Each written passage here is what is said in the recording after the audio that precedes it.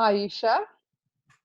Welcome and thank you very much for agreeing to do my very first, you're being my very first interviewee for the Your Mindful Month podcast that I run.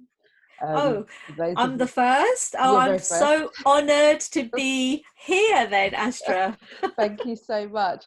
So for those people who already listen to my podcast, you'll know that Your Mindful Month is really about just everyday tips and practices for living a mindful life. And I cover lots of different topics, but thought it would be really useful to offer some advice during this special time, especially, and getting some experts in around different topics. And so today's topic is about mindful parenting.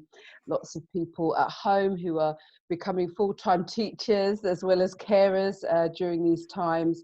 And while it's wonderful having your children at home, and you know, all of the quality time that we're getting, we've still got that kind of intense cabin fever and pressure points that might develop. So you know, as a parent myself, I've got a 13-year-old and a 9-year-old, really need that kind of mindset motivation to keep things really quite calm and loving and all the things you, in an ideal world, you want things to be. But obviously during this time, there's lots of pressure. So I'm speaking to you today. So I'm just going to do a little introduction for my listeners about Okay. what you do. So I'm speaking to Usha Chudasama, and she's a child and adult psychotherapist and is the author of Amazon's best-selling book, Your Happy Child, 10 Proven Steps to Raising a Happy Child. And Usha works with schools, charities, and organizations who work with children.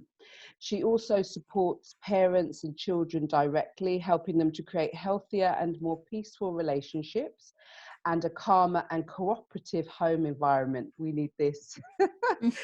Usha has spent over 20 years as a teacher, behavior consultant, and psychotherapist, and is dedicated to empowering parents and families.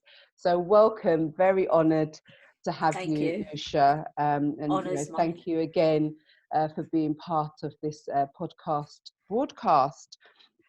So I know that you're in your book, you talk a lot about listening and understanding and all the things that we know we need to kind of remember.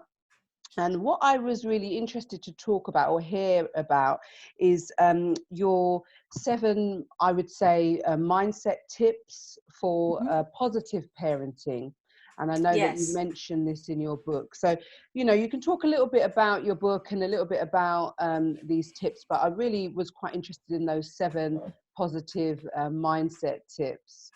Mm. Okay. Thank you. By the way, the honor is mine. By the. Yeah. Thank you for that really amazing introduction. The book is basically. It's basically a culmination of all the work that I would have liked as a parent. I would have liked somebody to tell me about children and the important things that children are needing to understand and what parents need to understand. And basically, it's about building resilience for your child and helping them with any future challenges because they will have the life skills. And it's got up-to-date theory of positive psychology, neuroscience, and holistic practices. It's very jargon-free, and it's a step-by-step approach to, step-by-step fun, practical activities that parents and children can do together. Amazing. And that's the aim. And there's one little area in there that you're talking about, the 7 steps, and that's actually where I start when I'm working with parents, because the important thing is that it's all about nurturing your children and having your mindset right, because Mm, people say, you know, when you're going on an airplane, you've got to put the oxygen mask on yourself first. mm, So this is where we're starting off from. It's making sure that parents' mindset is in the right place, looking after you first. mm-hmm. So these are the 7 principles that that I kind of talk about, the and the acronym that I've used is nurture, NURTURE. And I think that's really And good. Sorry to cut you, but I think no, that's that's really fine. because acronyms are so good for memorizing these things. Because a lot of the time you say, I know all these things, but just to actually have a word that you can use to tack onto your mindset, I think is really helpful. Exactly, because and that's how I like to learn things as well, so some kind of hook. Yeah, exactly. And it helps you to remember. So when you're encountering a particular parenting challenge, you think, oh, okay, I need to remember that little bit. So I see them as 7 fundamental truths, like a framework for a system of beliefs and reminders that we can adopt or adapt to help us nurture our kids' growth, to build that strong foundation. So the acronym NURTURE stands for N, notice, U, unconditional love, R, responsibility, T is teach, U is understand, R is respect, and E is enjoy. So if you're okay with that, I can expand on some of these. That would be amazing. I mean, if we could just go through them one by one, would be Yeah. fantastic. Okay, great. So N is for nurture. So your mindset can change how you view yourself and your child. So we've all had days when our heads are just not in the right place, haven't we? So notice is all about noticing the thoughts that are going on in your mind, and also thinking about your child. So asking yourself that, is your mindset limiting your belief in your child's potential? So starting each day with the mindset that your child actually comes with unlimited potential, and remembering that more than anything, what a child needs is to feel loved. So it's about having that connection, and holding that mental image and the energy that gives you, sort of stays with you always. Can I just And ask about that? So when yeah, you're noticing, are you more noticing your thoughts and feelings? yes. So you're noticing. So if you have a parenting challenge and say your child has dropped the milk, the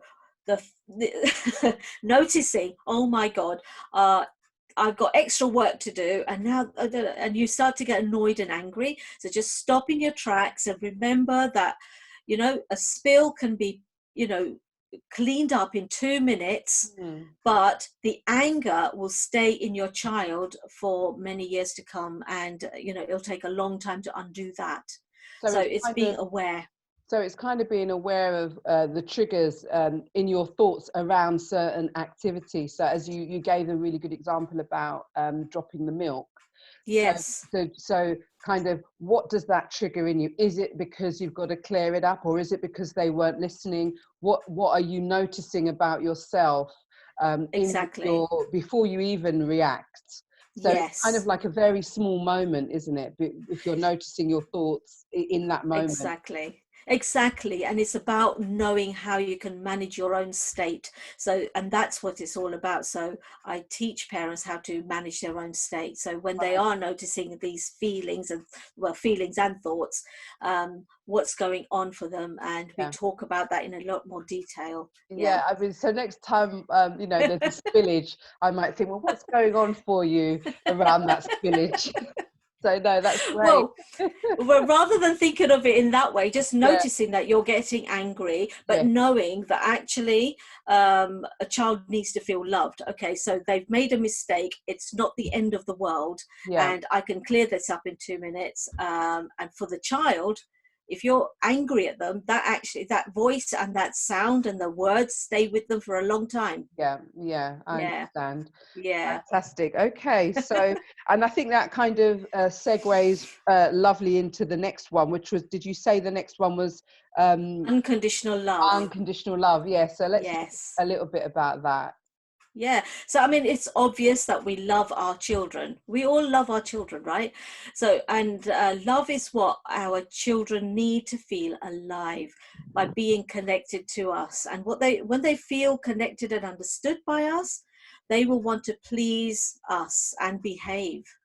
Okay, so conditional, whereas the opposite is a conditional love means that you're willing to pull away from your connection when your child is under certain circumstances. So unconditional love means that no matter what you do, I'm going to pursue the goal of connection with you. So If there's an example, yeah. yeah, so you know, so for example, using the example of the spilt milk, unconditional love is knowing in your heart that actually their child didn't mean to drop that milk. Maybe they were just learning, or maybe they weren't paying attention, whatever the reason. You know that the intention wasn't to hurt you, the intention wasn't to make a job for you, it was just a mistake. And looking at it from a unconditional love space is saying that actually knowing that, for the parent to know that actually that wasn't intentional. Yeah. I love you anyway. I love you. It was a behavior, and we're not saying, okay, may not have liked the behavior, you know, of the spilling of the milk, but I love you. Yeah. So, So okay, it's so let's separating out the the behavior action. from the child. Right. Yeah. So separating. So, all right. So let's get a little bit more challenging around that. So, okay. So the spilt milk, in a way, we can all understand that as an accident. So we are, you know, I think it would be quite easy for me to say, okay, that wasn't intentionally there to hurt me. But when we're looking at maybe older children, maybe older teenagers who are hitting out for various reasons, and some of the actions are quite intentional, what would be your advice with this kind of unconditional love mindset around those trickier issues? Because I'm sure there's lots of people who might be listening who might think, I can think of lots of things that I think are quite intentional just to annoy me at this moment. Yes. Okay. So I just want to say here that we're going through the 7 principles that a parent needs to follow, Right. and what you're talking about are behavior management techniques, which are a different part of the program that I run. Okay. I see. Okay. So There's a what lot we're more to it. doing, oh, a lot more to it. Yeah. So what we're talking about is, first of all, for the parent to realize that these things are going to happen, these behavior issues are going to happen, but there are ways of managing that. So there's 2 things. Children need, they need this every day. Okay, they need to have power and control. They need to have power and control, and on a day, and attention. So power and control and attention. So if you're giving your child power, and when I say power, I don't mean that they rule the roost. I'm saying that they have certain things in their life where they make choices, okay? And they can make those choices. And the other side of it is, what did I just say? Power and control and attention, right? So the attention is about you giving them positive attention. So if you as the parent are giving them positive attention on a daily basis, and you're allowing them their independence on a daily basis, you'll find that those moments of hitting out or anger will lessen, will reduce. So you're able to then praise your children and, you know, come from a space of unconditional love. So it's about saying that, you know, when, I mean, there are loads of other things going on here. So what the parent needs to have put in place, I suppose, is some kind of systems like rules and routines are in place, so that when these kind of problems arise, it's not the parent who is making the choice to do that, it's the child who's making the choice. Does that make sense? So the parent becomes detached from it. And I like the distinction between behavior management and this nurture and the principles of nurture that you're setting out, because what you're setting out, this mindset acronym, is more about putting the conditions in place rather than beforehand. Yes. So yes. I sort of didn't understand that differentiation, so that makes it a lot clearer.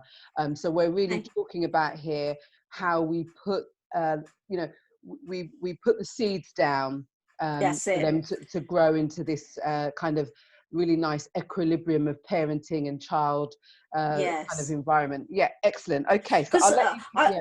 yeah, I was just going to say that, sometimes people see parenting as a little bit like, when you go to the airport and you go to the boots counter and you pick up 3 different things and make a meal deal.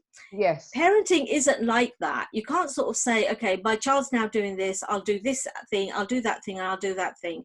But Yes. actually, it's a science. Parenting is a science. And it starts from the parent understanding themselves, better, Mm. And these 7 principles are part of that. That's a And I really, suppose really good point, that it's about the parent understanding themselves better. first, Mm. yes. And I suppose the best way to help your child feel loved unconditionally is to always model good listening skills, give good eye contact, reflect and observe your child's behavior, and use a calming voice, Mm. because your voice and the words that you use actually becomes their self-talk, Yeah. and it becomes their inner guidance system. So that negative behavior that we talked about just now is your child actually telling you that they are not feeling loved, or there's some kind of break in connection. So always use positive language, and there are tools and techniques in the book that helps with those behavior management areas. But that comes after this After, bit. Yeah, amazing tips. I love all of that. Good listening, eye contact, yeah. and Reflect and thinking, observe. yeah, and Hmm. thinking about tone of your voice and things Voice. like this. Hmm. Okay, so number 3, your R. So just move Yeah. on to that, because that Yes. sounds really interesting as Okay. well. Well, yes, and this one follows on from what we've just said, which is Mm. about responsibility. It's the parent taking responsibility, because that that links in with kindness, and that links in with happiness. So when we take responsibility, we're modeling good behavior that the children will then follow. Because research over decades has highlighted that there are links between affection in childhood and health, and happiness in the future. Mm. So children who have affectionate parents and who feel loved tend to have higher self-esteem and feel more confident and social as adults. And the best way to help your child to be happy is to be happy yourself. Mm. So modeling those behaviors that you want to see in your child includes being responsible for your own actions. No, Yeah. yeah, I can see that, and I think that during this sort of special time, Yeah, that can be a challenge, I think, for some of us, absolutely. and so having this acronym and having these things to remind you about what creates a really good condition for positive parenting is, Yes. reflecting on things like, am I doing what I'm saying? Yes. Yeah, so that's really important. Yeah. Yeah. And can I just also add here, it's like a responsibility as a parent. If a parent is finding that they are finding it difficult in this time, Mm. um, then it's their responsibility to also ask for professional help. And Yes. that's an important thing. There's no shame in asking for help.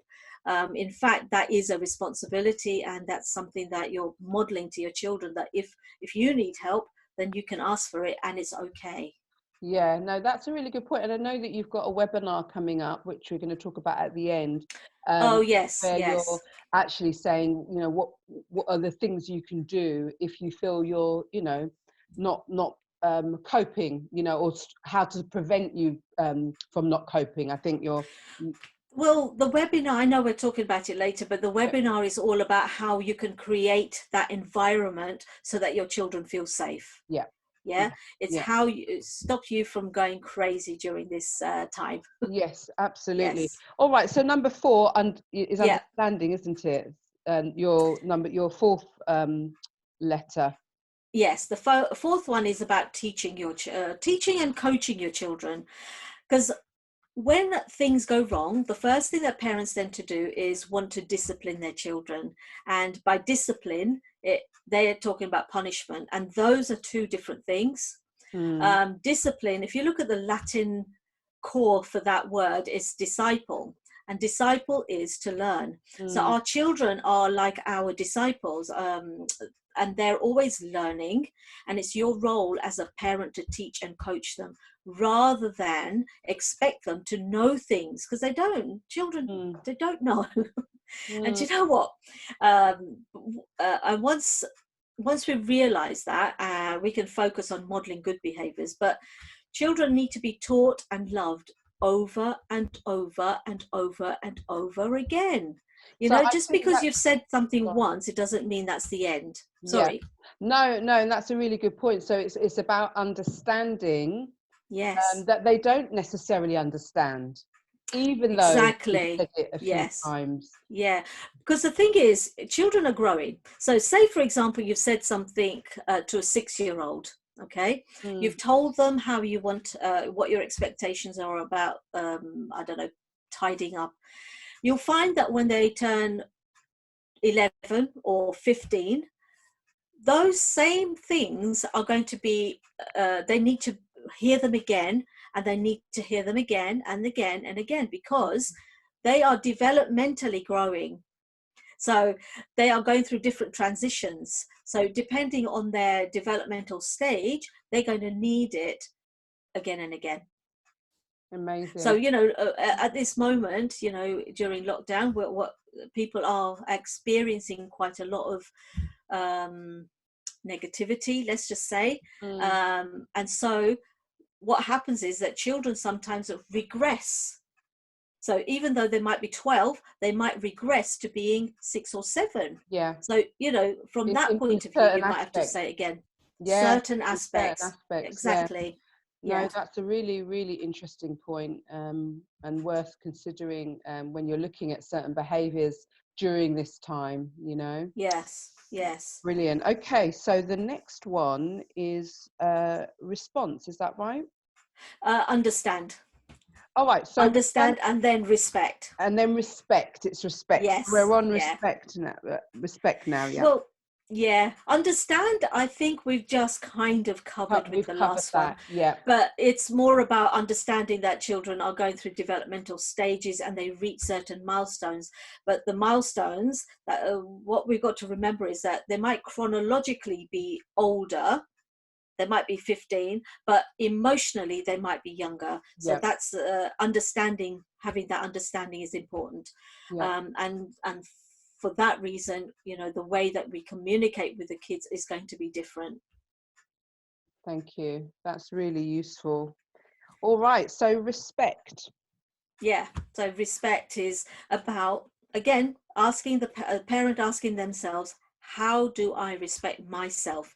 So because as a parent, you can only give to your children what you have, and that includes how you feel and your mindset.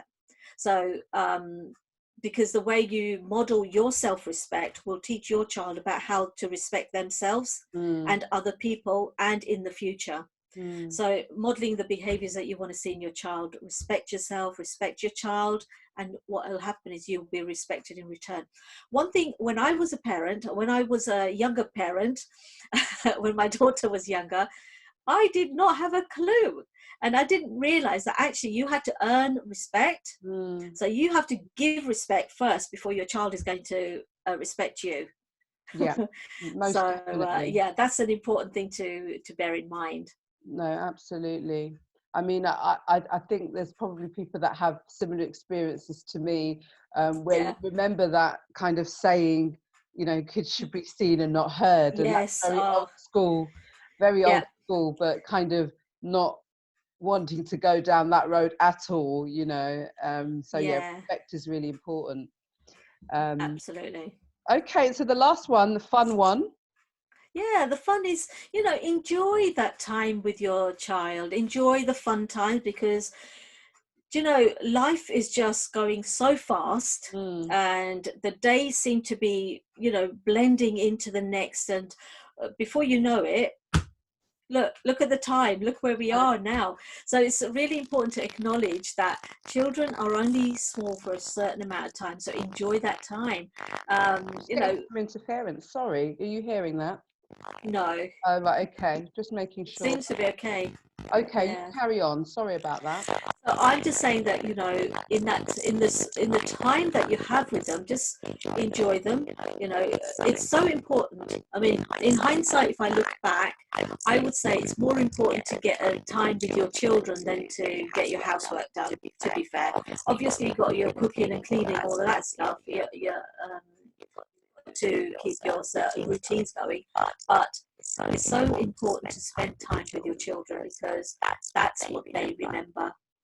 What they will remember. And actually, what we're having now is a lot of time with our children. Yes, You know, which is amazing, because I'm doing things with my children that I've never done. Yes. And I'm really appreciating that at the moment. So, you know, it's having that quality time. It's about saying you're doing it because you enjoy it, not because you feel you have to. Does that make sense? That's a different energy altogether.